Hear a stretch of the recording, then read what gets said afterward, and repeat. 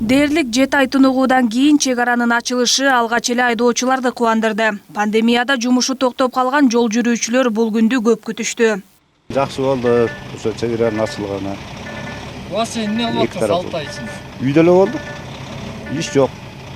Эпидемиологиялык абал турукташмайынча айдоочулар жанына жеке коргонуу каражаттарын алып жүрүүгө тийиш. Мындан сырткары аларга чиркөө боюнча жумуштар аяктап, тор карт өткөрүү пунктуна келгенге чейин кабинадан чыгууга тыюу салынат.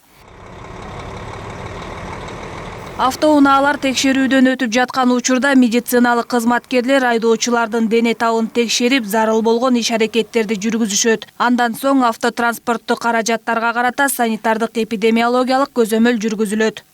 Биринчи келгенде эле мына өзүңүздөр көргөндөй ушул жерден ветеринардык санитардык кызматкерлер тарабынан дезинфекция кылынат.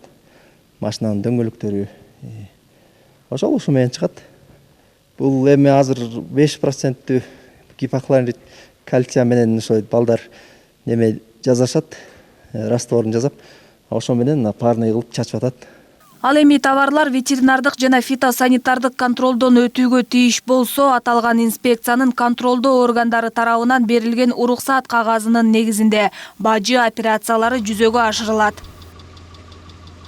Ошентип Кыргыз-Кытай чек арасынын участогунда товарларды ташып өтүүдө бардык зарыл болгон санитардык эпидемиологиялык чаралар сакталат. Ошондой эле эки өлкөнүн айдоочуларынын ортосунда түз байланыш жокко чыгарылат.